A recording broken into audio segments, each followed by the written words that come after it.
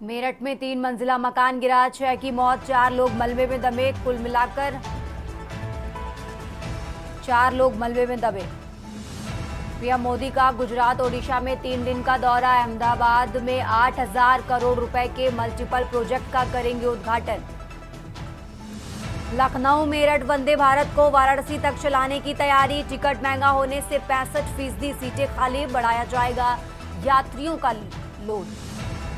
Kolkata rape murder के Sandeep Ghosh police अफसर CBI गिरफ्त में। सबूतों से छेड़छाड़ का आरोप, प्रदर्शनकारी डॉक्टरों ने खुशी मनाई। मणिपुर के 5 जिलों में ब्रॉडबैंड इंटरनेट से बैन हटा। मोबाइल इंटरनेट पर 15 सितंबर तक प्रतिबंध। छात्रों के प्रदर्शन के बाद सरकार का फैसला। एलओसी के पास घुसपैठ की कोशिश, सेना का अधिकारी घायल। 1 हफ्ते में ऐसी दूसरी घटना। सेना ने बारामूला में 3 आतंकी ढेर किए। आप देख रहे हैं के न्यूज, खबरों का सारथी।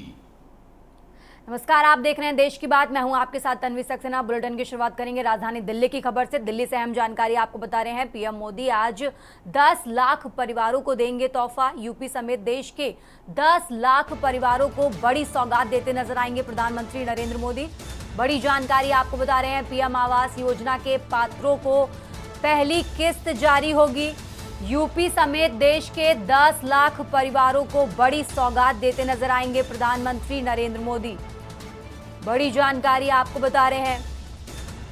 यूपी समेत देश के 10 लाख परिवारों को बड़ी सौगात। पीएम आवास योजना के पात्रों को पहली लिस्ट जारी होगी।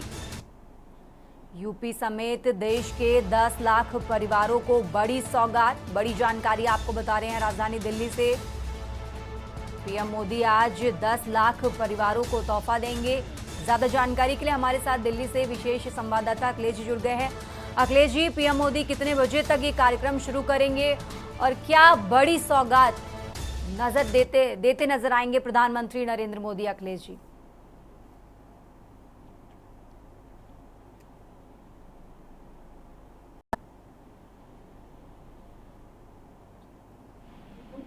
अखिलेश जी, हमारी आवाज आप तक पहुंच रही है? अखिलेश जी, आज प्रधानमंत्री नरेंद्र मोदी 10 लाख परिवारों को बड़ी सौगात देते नजर आएंगे। कितने बजे ये कार्यक्रम शुरू होगा और क्या कुछ अपडेट इस खबर पर आपके पास अखिलेश जी? प्रधानमंत्री आज झारखंड के दौरे पर हैं और झारखंड करीब 10 बजे पहुंचेंगे और उसके बाद ही प्रधानमंत्री का ये भी कार्यक्रम रखा गया है कि आज प्रधानमंत्री उत्तर प्रदेश समेत देश के तमाम राज्यों के लिए करीब 10 लाख परिवारों को बड़ी सौगात देने जा रहे हैं। प्रधानमंत्री इसमें उन परिवारों को देंगे जिनके पास छत नहीं है, अपना निजी घर नहीं है, अब तक वो कच्चे मकानों में रह रहे हैं। ऐसे लोगों को प्रधानमंत्री आवास ग्रामीण योजना के तहत ये मकान मुहैया कराए गए हैं। ये प्रदेश सरकारों के माध्यम से इनकी पूरी प्रक्रिया को पूरा किया गया था। अब आज प्रधानमंत्री नरेंद्र मोदी इन सभी 10 लाख के जो लाभार्थी हैं जिनको प्रधानमंत्री आवास ग्रामीण योजना के तहत मकान मिलना है, उनको 10 लाख रुपए 10 लाख लोगों को आज पहले किस्त प्रधानमंत्री ट्रांसफर करेंगे। इसके बाद इनके आवासों पर निर्माण प्रक्रिया शुरू हो जाएगी। इसके साथ ही साथ आपको बता दें कि प्रधानमंत्री इससे पहले भी अलग अलग राज्यों में भी प्रधानमंत्री ग्रामीण योजना के तहत इन आवासों की किस्त जारी करते रहे, लेकिन झारखंड के अंदर पहली बार इस योजना की शुभारंभ के साथ ही साथ किस्त डालेंगे। तो इससे अंदाजा लगाया जा सकता है कि प्रधानमंत्री आज झारखंड के आगामी विधानसभा चुनाव की शुरुआत कर सकते हैं।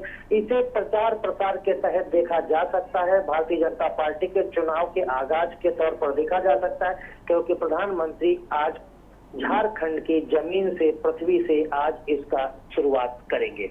जी तन्वी जी, अखिलेश जी, आप हमारे साथ बने रहिए। हम आगे भी आपसे जानकारी लेते रहेंगे। और खबर आपको बता रहे थे, जहां उत्तर प्रदेश समेत देश के कई परिवारों को आज प्रधानमंत्री नरेंद्र मोदी तोहफा देते नजर आएंगे। यहां रुकेंगे एक छोटे से ब्रेक के लिए, जल्द हाजिर होंगे। आप देख रहे हैं के न्यूज, खबरों का सारथी। देश की बात में एक बार फिर से आप सभी का स्वागत है और रुक करते हैं खबरों का। राजधानी दिल्ली से अहम जानकारी आपको बता रहे हैं। केंद्रीय मंत्री नितिन गडकरी का पीएम पद पर बयान सामने आया है। उन्होंने कहा कि प्रधानमंत्री बनना मेरे जीवन का लक्ष्य नहीं। ये बड़ा बयान नितिन गडकरी की तरफ से दिया गया है। आपको बता दें, नागपुर में एक कार्यक्रम के दौरान उन्होंने इस तरह का बयान दिया। उन्होंने कहा कि मैं किसी का नाम नहीं लेना चाहता। बड़ी जानकारी आपको दिल्ली से बता रहे हैं।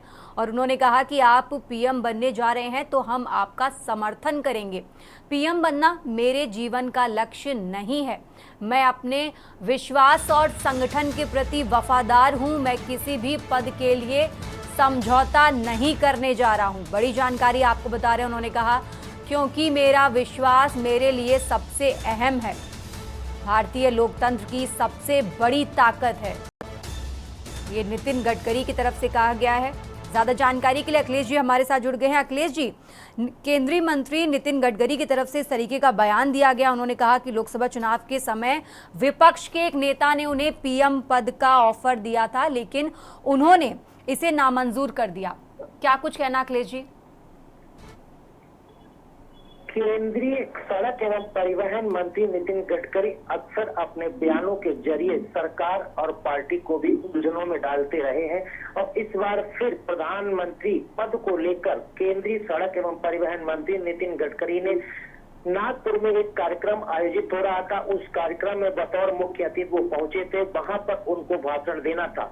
नितिन गडकरी ने अपने भाषण के दौरान कहा कि वो उनके लिए प्रधानमंत्री पद के लिए एक बार ऐसा वाकया आया कि उनको प्रधानमंत्री के लिए समर्थन देने की बात कही गई, लेकिन उन्होंने कहा कि हम ना तो किसी का समर्थन लेने जा रहे हैं और ना तो किसी का समझौता करने जा रहे हैं। मैं वफादार हूं संगठन के प्रति, मैं वफादार हूं अपने विश्वास के प्रति, अपने काम के प्रति। इसलिए प्रधानमंत्री पद उनके लिए कोई मायने नहीं रखता है। नितिन गडकरी ने यहाँ तक कि कहा कि पद आते रहते हैं, पद जाते रहते हैं, लेकिन जो आपका कद है और जो आपका विश्वास है और जो आपकी संगठन और पार्टी के प्रति वफादारी है वो आपकी हर समय झलकनी चाहिए और आपका विश्वास दिखना चाहिए। इसलिए इन तमाम चीजों को लेकर वो कभी भी समझौता नहीं करते। हालांकि उन्होंने ये भी कहा कि नितिन गडकरी ने कहा कि जिस राजनेता ने उनसे बात कही थी, उन्होंने उनसे कहा कि वो किसी तरह कोई समझौता नहीं करेंगे और ना ही वो प्रधानमंत्री बनने जा रहे हैं और ना ही उनके लिए प्रधानमंत्री का पद कोई मायने रखता है। तो इस तरह से अंदाजा लगाया जा सकता है कि कुछ न कुछ अंदर जरूर चल रहा है, जो बात इनडायरेक्ट तौर पर सामने निकल के आई है। बिल्कुल अखिलेश जी, एक सवाल यहाँ पर यह भी खड़ा हो रहा है, आखिर वो अपनी पार्टी से कहना क्या चाहते हैं, क्या संदेश उनको देना चाहते हैं? अखिलेश जी, आप हमारे साथ बने रहिए, हम आगे भी आपसे जानकारी लेते रहेंगे। और खबर आपको बता रहे थे, जहां केंद्रीय मंत्री नितिन गडकरी ने बड़ा बयान दिया। उन्होंने कहा कि पीएम पद का ऑफर हमें विपक्ष की तरफ से दिया गया था। बढ़ते हैं आगे खबरों में। दिल्ली से एक और अहम जानकारी आपको बता रहे हैं। राजधानी दिल्ली से बड़ी जानकारी आपको बता देते हैं, जहां प्रधानमंत्री नरेंद्र मोदी का आज झारखंड दौरा। प्रधानमंत्री मोदी ने झारखंड जाने से पहले किया ट्वीट। बड़ी जानकारी आपको बता रहे हैं, झारखंड के तेज विकास के लिए हम कृत संकल्प हैं। बढ़ते हैं आगे खबरों में। राजधानी दिल्ली से लगातार खबरों का सिलसिला जारी है और दिल्ली से एक और अहम जानकारी आपको बता रहे हैं। पीएम मोदी आज झारखंड को देंगे बड़ी सौगात। जमशेदपुर से झारखंड को देंगे अरबों की सौगात। बड़ी जानकारी आपको बता रहे हैं। पीएम मोदी 6 वंदे भारत एक्सप्रेस को दिखाएंगे हरी झंडी। 10 बजे टाटानगर जंक्शन पर दिखाएंगे हरी झंडी। बड़ी जानकारी आपको बता रहे हैं। दिल्ली से जमशेदपुर से झारखंड को देंगे अरबों की सौगात। पीएम मोदी 6 वंदे भारत एक्सप्रेस को दिखाएंगे हरी झंडी। बड़ी जानकारी आपको बता रहे हैं। 10 बजे टाटानगर जंक्शन पर दिखाएंगे हरी झंडी। दिल्ली से अहम जानकारी आपको बता रहे हैं। पीएम मोदी आज झारखंड को देंगे बड़ी सौगात। जमशेदपुर से झारखंड को देंगे अरबों की सौगात। पीएम मोदी 6 वंदे भारत एक्सप्रेस को दिखाएंगे हरी झंडी। बड़ी जानकारी आपको दिल्ली से बता रहे हैं। आज प्रधानमंत्री नरेंद्र मोदी झारखंड को देंगे बड़ी सौगात।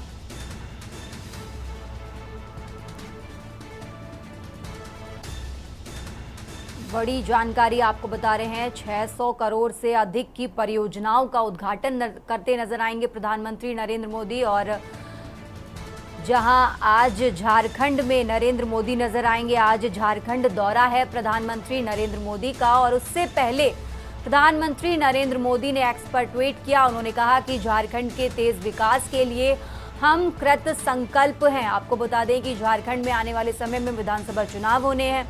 हालांकि अभी तक तारीखों का अनाउंस नहीं किया गया इलेक्शन कमीशन की तरफ से, लेकिन आपको बता दें झारखंड में आने वाले समय में विधानसभा चुनाव होना है और उसी कड़ी में प्रधानमंत्री नरेंद्र मोदी का झारखंड दौरा है।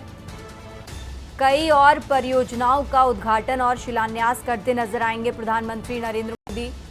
पीएम आवास योजना के ग्रामीण लाभार्थियों के कार्यक्रम का हिस्सा बनेंगे। ज्यादा जानकारी के लिए हमारे साथ अखिलेश जी जुड़ गए हैं। अखिलेश जी, झारखंड की तारीखों का, झारखंड विधानसभा चुनाव की तारीखों का अभी अनाउंस भी नहीं हुआ है। Bharatiya Janata party alert mode पर नजर आ रही है। प्रधानमंत्री नरेंद्र मोदी झारखंड दौरे पर हैं। अखिलेश जी, प्रधानमंत्री नरेंद्र मोदी का आज झारखंड दौरा है।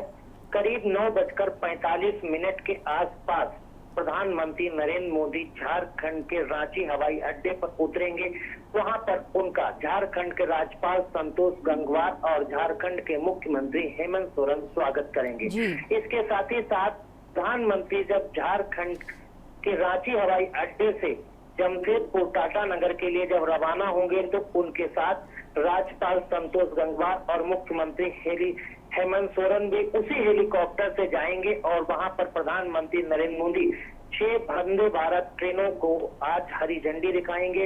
इन ट्रेनों के दौरान प्रधानमंत्री करीब 600 करोड़ की अन्य रेल परियोजनाओं का शिलान्यास और उद्घाटन भी करेंगे। इन कार्यक्रमों के बाद राज्यपाल और हेमंत सोरेन रवाना हो जाएंगे। प्रधानमंत्री रेल परियोजनाओं का उद्घाटन करने के बाद वंदे भारत एक्सप्रेस को हरी झंडी दिखाने के बाद 1 किलोमीटर का लंबा रोड शो करेंगे। इस लंबे रोड शो को भारतीय जनता पार्टी के लिए किया जाएगा।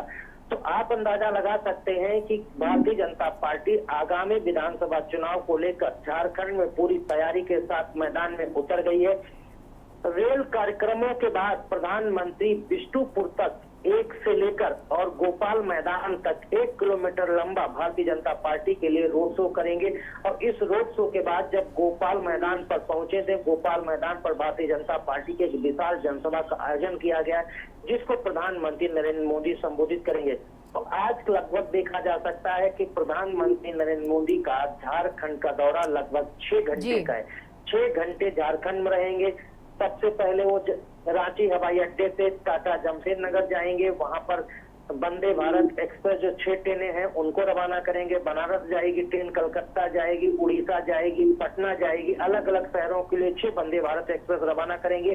साथ ही साथ अन्य परियोजनाओं का भी उद्घाटन और शिलान्यास करेंगे। बिष्टुपुर से गोपाल मैदान तक भारतीय जनता पार्टी के लिए प्रधानमंत्री एक रोड शो करेंगे और उसके बाद गोपाल मैदान पर एक बड़ी जनसभा संबोधित करेंगे। और उसके आगे सूचना आ रही है कि वहां से प्रधानमंत्री सीधे गुजरात रवाना हो जाएंगे, जहां सोमनाथ ट्रस्ट मंदिर की बैठक होगी। उसमें बतौर ट्रस्टी अध्यक्ष तौर पर भी शामिल होंगे। बिल्कुल, और कई विकास परियोजनाओं का लोकार्पण और शिलान्यास करते नजर आएंगे, जनता को लुभाते नजर आएंगे प्रधानमंत्री नरेंद्र मोदी। अखिलेश जी, आप हमारे साथ बने रहिए, हम आगे भी आपसे जानकारी लेते रहेंगे। और खबर आपको बता रहे थे जहाँ प्रधानमंत्री नरेंद्र मोदी का झारखंड दौरा है।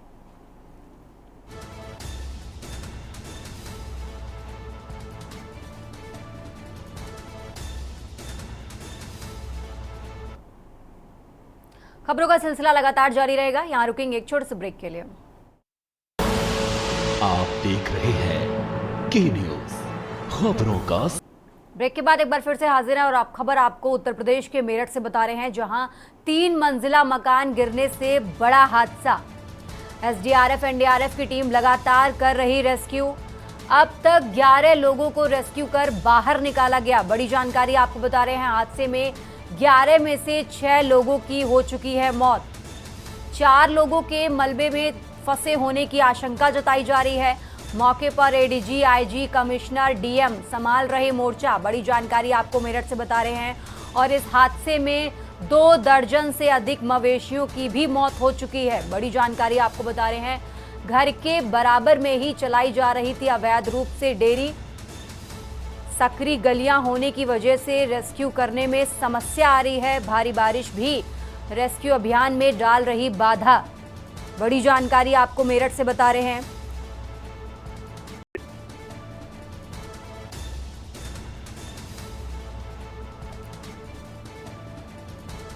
आपको बता दें, अब तक मेरठ में हुए हादसे में 15 लोग रेस्क्यू में फंसे हुए थे, जिसमें 11 लोगों को निकाल लिया गया है और 6 लोगों की मौत हो चुकी है।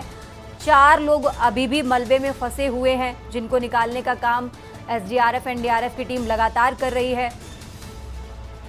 हालांकि भारी बारिश भी रेस्क्यू अभियान में बाधा डाल रही है। सकरी गलियां होने की वजह से रेस्क्यू करने में समस्या आ रही है।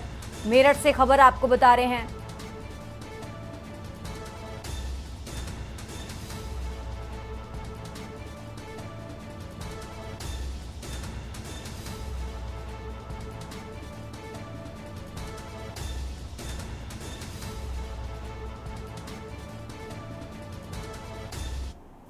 देखिए, जो इनके रिलेटिव के द्वारा और फैमिली के द्वारा बताया गया, इसमें टोटल 15 लोग इनके द्वारा बताए गए घर में उस टाइम वो मौजूद थे। 3 लोग उसी टाइम निकल गए थे। इसके अलावा जो 12 लोग थे, 12 लोग में से अब तक हम लोग 8 लोगों को निकाले हैं, जिनमें से 6 लोगों की डेथ हुई है। तो टोटल 15 लोगों में से 11 लोग बाहर निकल पाए, जिनमें से 6 की डेथ हुई है। 4 अभी भी, जो इनका कहना है कि अंदर हैं, लगातार उसका ऑपरेशन चल रहा है। एनडीआरएफ, एसडीआरएफ, सभी प्रशासन, पुलिस के लोग यहाँ पे हैं और कोशिश यही की जा रही है कि जल्दी से जल्दी इस रेस्क्यू ऑपरेशन को ख़त्म करें और कोई भी जो व्यक्ति अंदर है उसको जल्दी से जल्दी हॉस्पिटल पहुँचाए।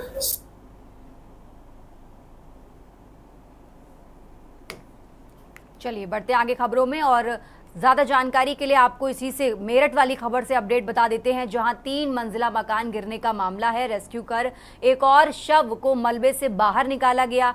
हादसे में अब तक 9 लोगों की मौत हो चुकी है। बड़ी जानकारी आपको मेरठ से बता रहे हैं। 14 लोगों को रेस्क्यू कर बाहर निकाला जा चुका है। एक व्यक्ति के अभी भी मलबे में दबे होने की आशंका। बड़ी जानकारी आपको बता रहे हैं, जहां 3 मंजिला मकान गिरने का मामला।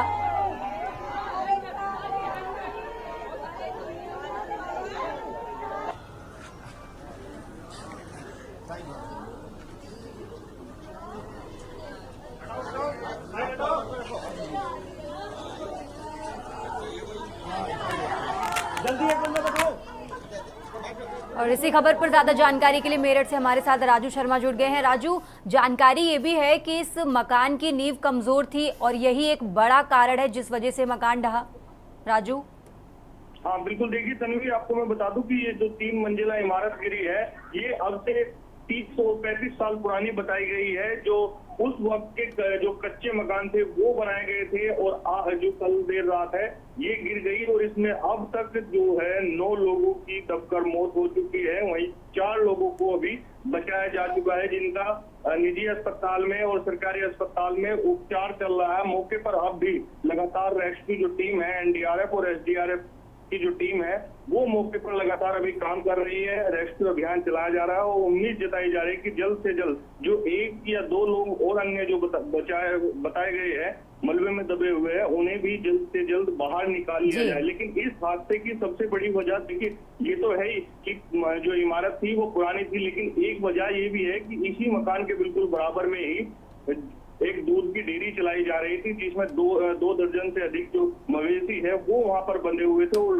रोज जो है पानी का दोहन वहां पर किया जाता था। जो पानी जो डेयरी का होता था वो उन्हीं मकान में ही दबाया जाता था, जिसकी वजह से ये पूरा हादसा बताया गया है। कहीं ना कहीं नगर निगम की जो टीम है उसकी भी बड़ी लापरवाही मानी गई है, क्योंकि प्रदेश सरकार ने साफ निर्देश दिए है कि रिहायशी इलाकों में कहीं पर भी अवैध रूप से डेयरी संचालित नहीं की जाएगी। जो डेयरिया है वो रिहायशी इलाकों के बाहर संचालित की जाएगी। रिहायशी इलाकों में डेयरी संचालन की कहीं भी अनुमति नहीं दी गई है। यही वजह है कि रिहायशी इलाके में डेयरी चल रही थी बड़े पैमाने पर और उसके ही बराबर में 3 मंजिला जो पुरानी इमारत थी वो खड़ी थी, जिसमें कल देर शाम हादसा हो गया और पूरी जो इमारत थी 3 मंजिला वो धराशायी हो गई, चंद सेकंडों में ही बरबरा कर गिर गई। और जो इसमें लोग थे, 14 से 15 जो लोग बताए गए हैं, वो इस पूरे मलबे में दब गए। अब तक हादसे में 9 लोगों की मौत बताई गई है, जिसमें 3 मासूम बच्चे भी बताए गए हैं और 2 से 3 बुजुर्ग बताए गए हैं जिनकी मौत हो चुकी है। साथ ही 4 लोगों का उपचार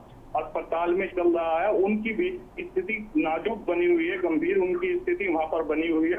रेस्क्यू टीम है वो लगातार अभियान चला रही है और प्रयास किया जा रहा है कि जो लोग अन्य 1 से 2 लोग बताए गए हैं उन्हें भी जल्द से जल्द बाहर निकाल लिया जाए ताकि उनकी जान बचाई जा सके। अभी तक की अगर अपडेट की बात करें तो अब तक 14 लोगों को बाहर निकाला जा चुका है, जिसमें से 9 लोगों की मौत हो गई है। वहीं 4 से 5 जो अन्य लोग हैं उनका उपचार जिला अस्पताल में और निजी अस्पताल में किया जा रहा है। जी बिल्कुल राजू, बहुत बहुत शुक्रिया आपका तमाम जानकारी हमारे दर्शकों तक पहुंचाने के लिए। खबर आपको मेरठ से बता रहे थे, जहां 3 मंजिला मकान गिरने का मामला।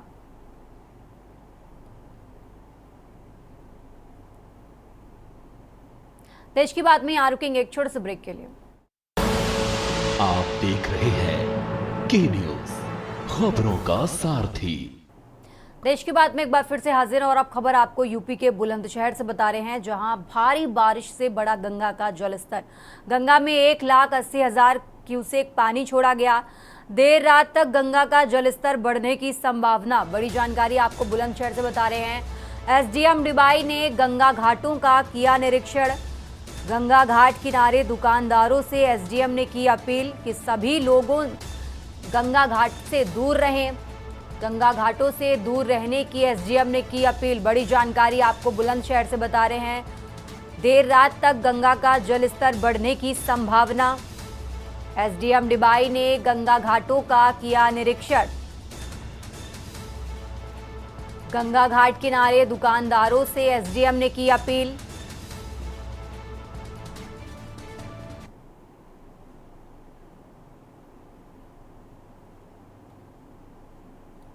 खबरों में आगे बढ़ते हैं और अब खबर आपको राजधानी दिल्ली से बता रहे हैं, जहां रांची हवाई अड्डे पर पीएम मोदी का करेंगे स्वागत।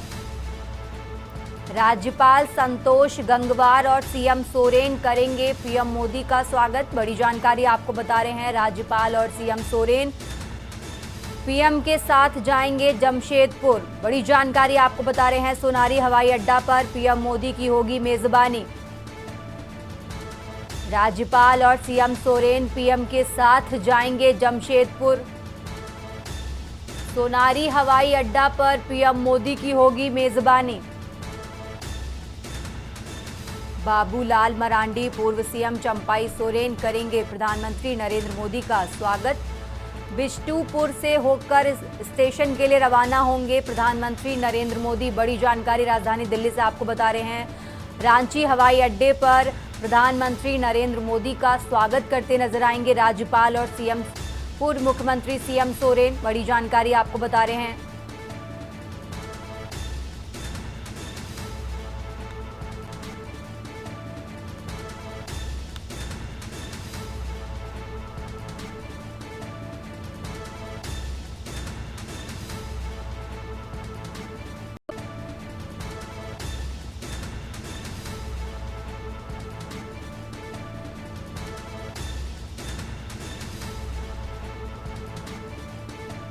बिष्टुपुर से होकर स्टेशन के लिए रवाना होंगे पीएम मोदी। बड़ी जानकारी आपको राजधानी दिल्ली से बता रहे हैं। रांची हवाई अड्डे पर पीएम मोदी का स्वागत करते नजर आएंगे राज्यपाल और पूर्व मुख्यमंत्री सोरेन।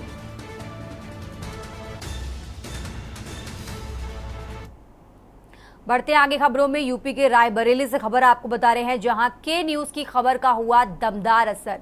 नशे में धुत पुलिसकर्मी के तांडव मचाने का मामला। एसपी डॉक्टर यशवीर सिंह ने सिपाही को किया सस्पेंड। बड़ी जानकारी आपको बता रहे हैं। पुलिस लाइन में नशे में धुत सिपाही ने किया हंगामा। बलवंत सिंह ने साथी पुलिसकर्मियों के साथ की थी अभद्रता। रायबरेली से खबर आपको बता रहे हैं। मेडिकल के लिए सिपाही को जिला अस्पताल लाया गया। इमरजेंसी वार्ड में नशेड़ी पुलिसकर्मी ने काटा था हंगामा, जिसके बाद अब पुलिसकर्मी को किया गया सस्पेंड। शहर कोतवाली क्षेत्र के जिला अस्पताल का मामला आपको बता रहे हैं। रायबरेली से खबर आपको बता रहे हैं, जहां के न्यूज की खबर का हुआ दमदार असर।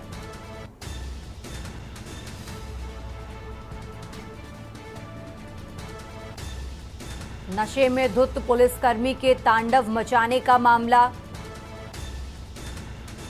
एसपी डॉक्टर यशवीर सिंह ने सिपाही को किया सस्पेंड। बड़ी जानकारी आपको बता रहे हैं। पुलिस लाइन में नशे में धुत सिपाही ने किया था हंगामा।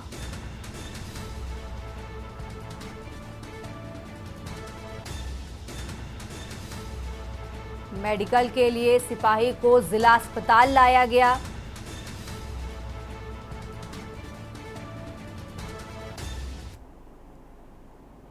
और अब खबर आपको मेरठ से बता रहे हैं, जहां 3 मंजिला मकान गिरने का मामला। रेस्क्यू कर एक और शव को मलबे से निकाला गया। हादसे में अब तक 9 लोगों की हो चुकी है मौत। 14 लोगों को रेस्क्यू कर बाहर निकाला जा चुका है। एक व्यक्ति के अभी भी मलबे में दबे होने की आशंका है। 15 घंटे से ज्यादा वक्त से जारी है रेस्क्यू ऑपरेशन। बड़ी जानकारी आपको बता रहे हैं। घर के बराबर में ही, बगल में ही चलाई जा रही थी अवैध रूप से डेयरी। नगर निगम की टीम समय से अगर इस मामले का संज्ञान लेती तो समय रहते टल सकता था हादसा। बड़ी जानकारी आपको बता रहे हैं। लोहिया नगर क्षेत्र के जाकिर कॉलोनी में गिरा था मकान, जिसमें अभी तक 1 लोगों का और रेस्क्यू जारी है। 1 लोग अभी भी मलबे में दबे हुए हैं, जिनका रेस्क्यू जारी है। 15 घंटे से ज्यादा का समय बीत चुका है। आपको बता दें, लोहिया नगर क्षेत्र के जाकिर कॉलोनी में मकान गिरा और अब तक इस हादसे में 9 लोगों की मौत हो चुकी है। 14 लोगों को रेस्क्यू कर बाहर निकाला गया है।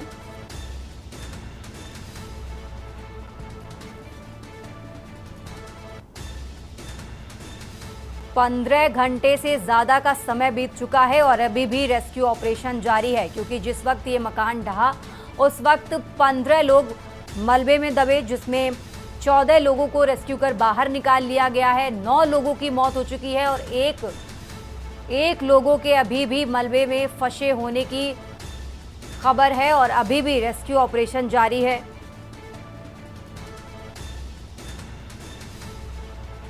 लोहिया नगर क्षेत्र के जाकिर कॉलोनी में गिरा था मकान।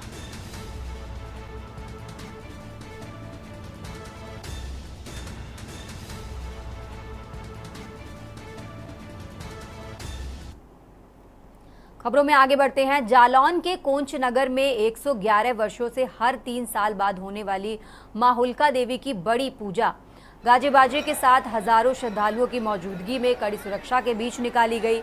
मां हुल्का देवी की भव्य शोभा यात्रा का डोला मालवीय नगर स्थित लाला हरदौल मंदिर से उठाया गया, जो 6 किलोमीटर चलकर रात 9 बजे ग्राम पडरी स्थित हुल्का देवी के मंदिर पर पहुंचा, जहां तांत्रिक अनुष्ठान के साथ शोभा यात्रा समाप्त हुई।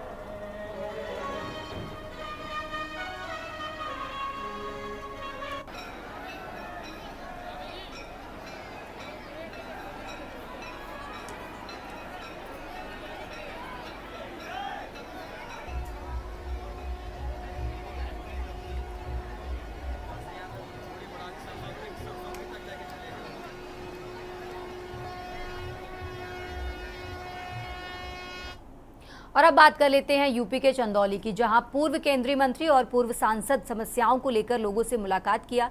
देर शाम जिला मुख्यालय पर मीडिया से बातचीत के दौरान उन्होंने कहा कि अखिलेश यादव के मठाधीश और माफिया में अंतर नहीं होने के सवाल पर तीखा प्रहार करते नजर आए और कहा कि पिता की विरासत के रूप में पुत्र को राजनीति की तरह नहीं मठ मिलता है। कठिन तपस्या के बाद गुरु योग्य शिष्य को मठाधीश बनता है। गुंडे माफिया के पार्टी के नेता को नहीं मठ की अहमियत समझ में आएगी। मठ में समाज हित में किए गए अनंत कार्य। वहीं उन्होंने राहुल गांधी के विदेश में निष्पक्ष चुनाव नहीं होने के सवाल पर अपनी प्रतिक्रिया दी और कहा कि कांग्रेस सहित विपक्षी गठबंधन ईवीएम का रोते रहते हैं, लेकिन उनके पक्ष में कुछ हद तक परिणाम आने पर अब दे रहे हैं। इस तरह का बयान। मोदी सरकार के निष्पक्ष चुनाव की चर्चा विश्व के अन्य देशों में हो रही। राहुल गांधी के मंगेश यादव के एनकाउंटर पर कोर्ट सजा देगी या पुलिस के बयान पर कहा कि बड़े पार्टी के नेता इस तरह का बयान दे रहे हैं। कहीं ना कहीं सपा के संगत का असर है, ये पार्टी में गिरावट का असर हो रहा है। केजरीवाल की रिहाई पर सत्य के विजय होने के सवाल पर केंद्रीय मंत्री ने कहा कि अरविंद केजरीवाल को देश का सबसे बड़ा निर्लज्ज नेता बताया।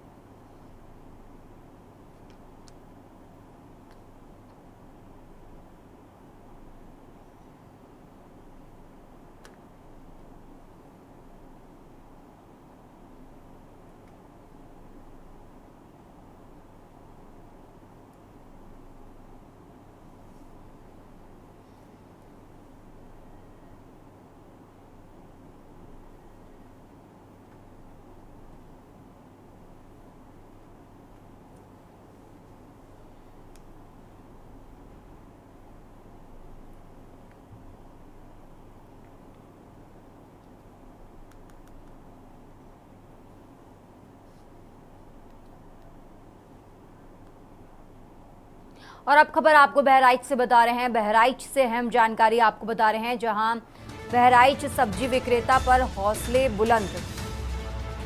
दबंगों की सब्जी विक्रेता से की मारपीट, पलटा ठेला। सब्जी खरीदने को लेकर हुआ विवाद।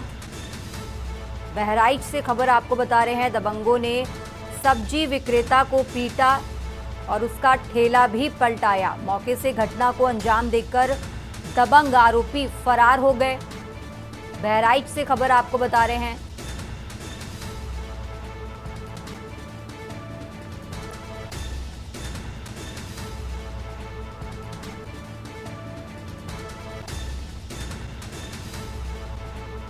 बहराइच से खबर आपको बता रहे हैं, जहां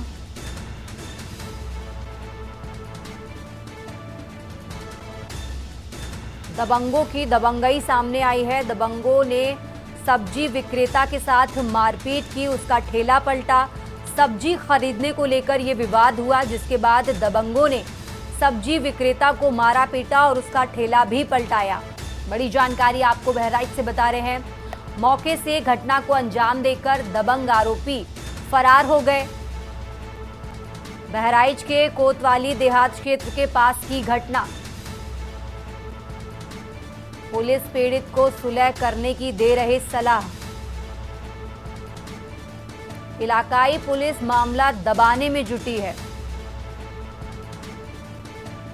बहराइच सब्जी विक्रेता पर दबंगई करते दबंग नजर आए। बहराइच से खबर आपको बता रहे हैं, दबंगों ने सब्जी विक्रेता के साथ की मारपीट और फिर उसका ठेला भी पलटाया। आपको बता दें, सब्जी खरीदने को लेकर यह विवाद हुआ, जिसके बाद मौके से दबंग फरार हो गए और पुलिस इस मामले को दबाने में जुटी है। पुलिस पीड़ित से सुलह करने को कह रही है। बहराइच से खबर आपको बता रहे हैं।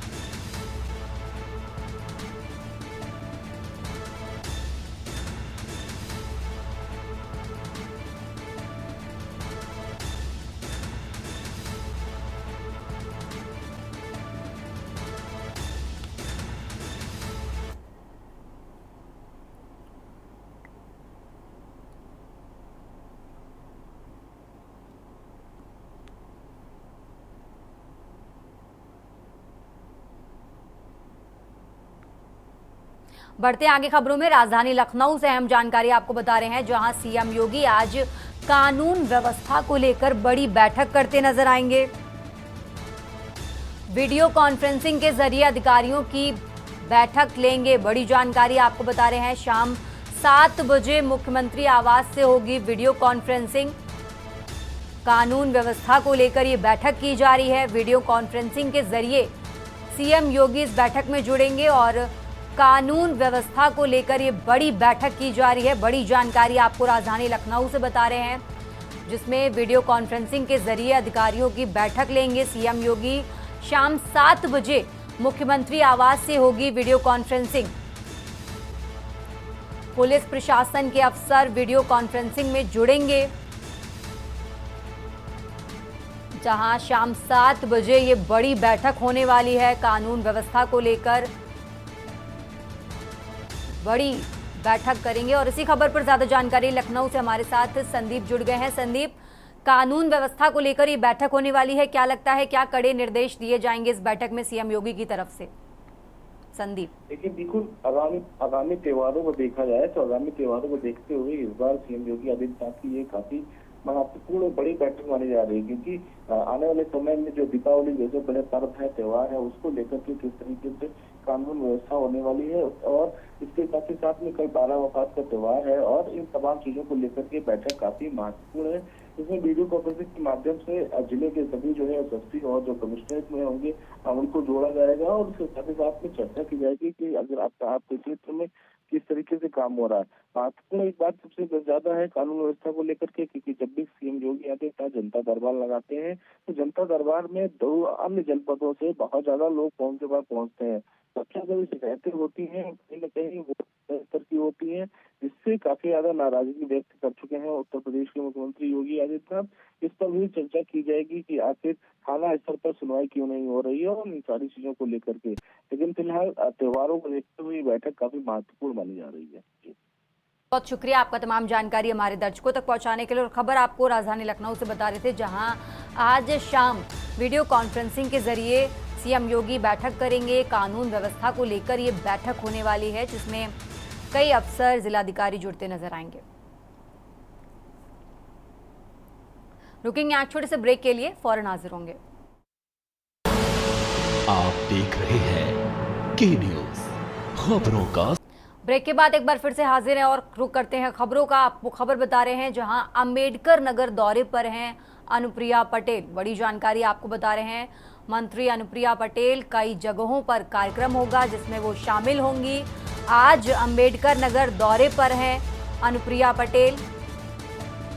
कार्यकर्ता सम्मेलन में शिरकत करेंगी अनुप्रिया पटेल। दोपहर 1 बजे अंबेडकर नगर पहुंचेंगी अनुप्रिया पटेल। बड़ी जानकारी आपको बता रहे हैं, आज अंबेडकर नगर के दौरे पर हैं अनुप्रिया पटेल। मंत्री अनुप्रिया पटेल का कई जगहों पर कार्यक्रम होगा। कार्यकर्ता सम्मेलन में शिरकत करेंगी अनुप्रिया पटेल। बड़ी जानकारी आपको बता रहे हैं, दोपहर 1 बजे अंबेडकर नगर पहुंचेंगी अनुप्रिया पटेल।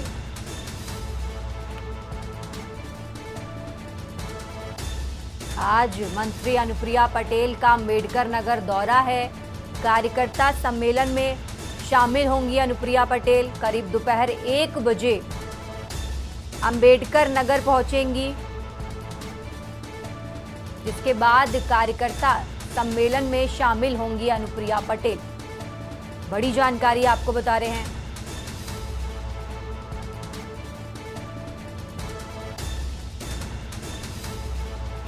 अनुप्रिया पटेल का कई जगहों पर कार्यक्रम होना है। दोपहर 1 बजे अंबेडकर नगर पहुंचेंगी अनुप्रिया पटेल। बड़ी जानकारी आपको बता रहे हैं, कार्यकर्ता सम्मेलन में शामिल होंगी अनुप्रिया पटेल।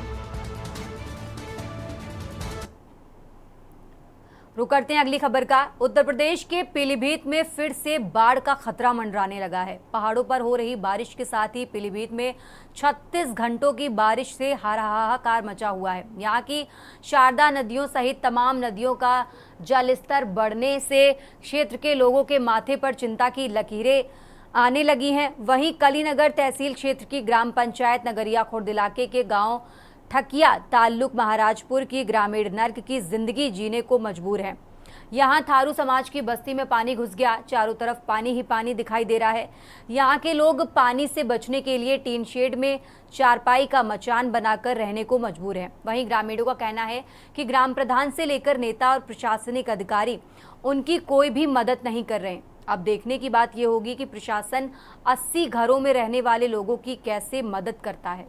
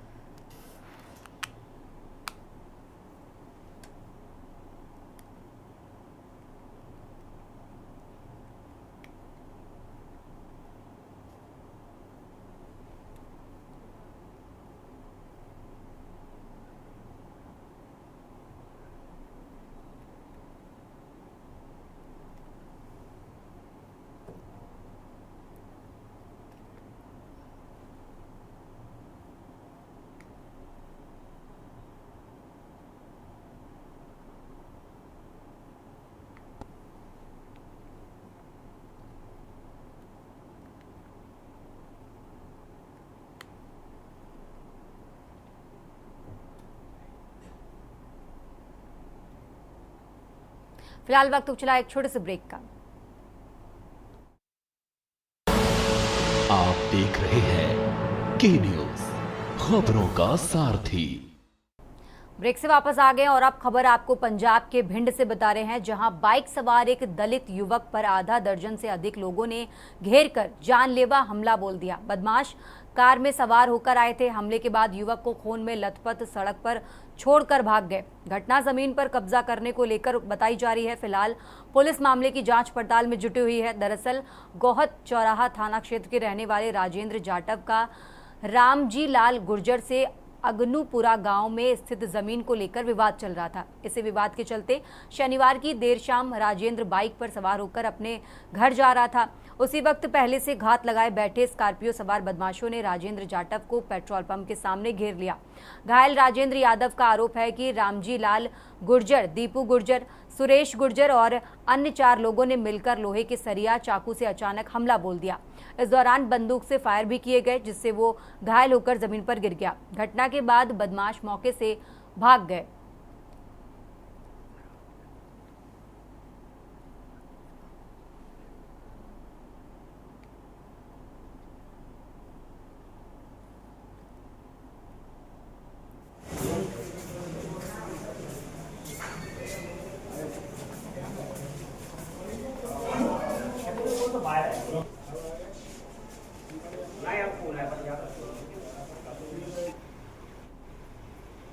मैं अपनी मोटरसाइकिल से गोहत से चौराहे अपने मकान घर की तरफ जा रहा था।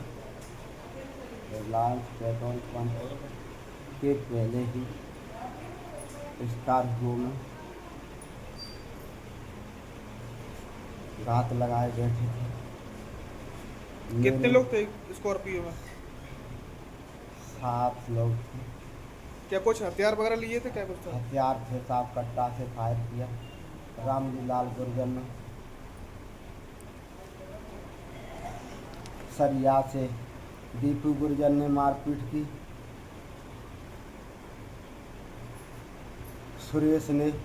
सुरेश गुर्जर ने चाकू से पेट पे।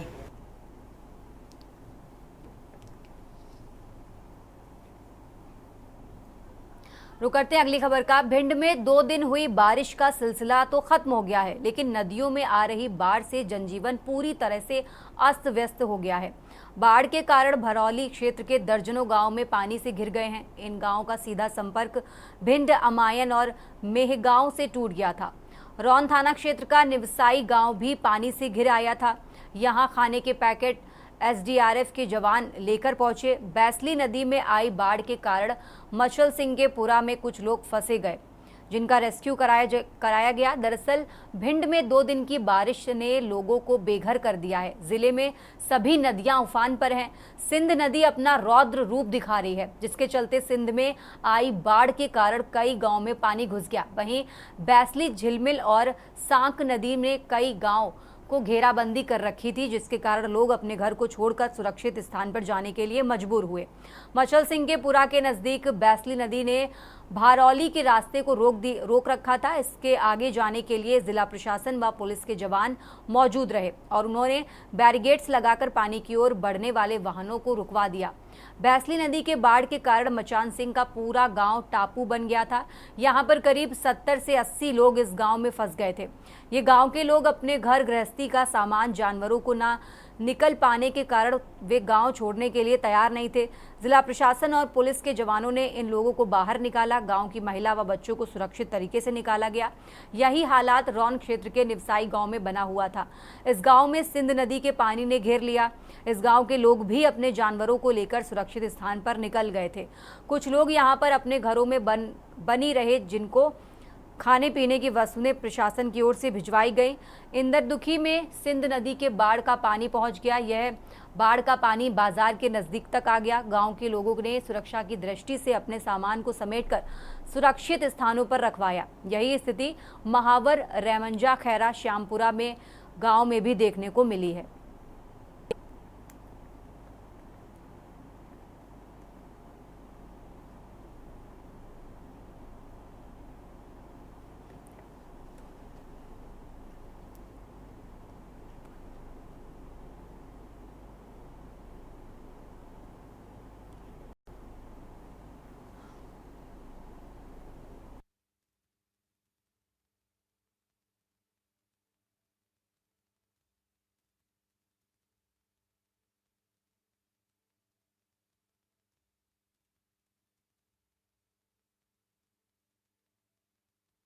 क्योंकि काफ़ी बारिश हुई है और सिंध का जल स्तर बढ़ने के कारण ये बेसली नदी है, बेसली नदी पे भी पानी ज़्यादा बढ़ गया है।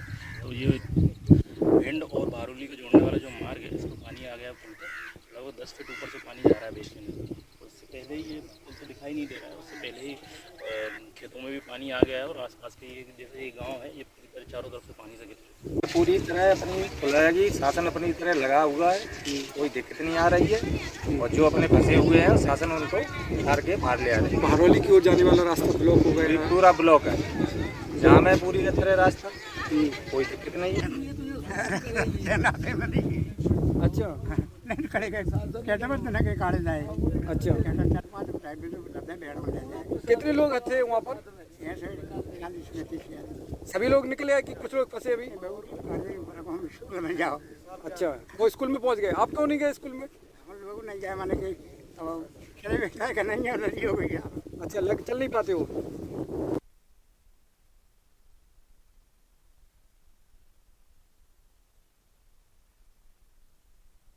News India.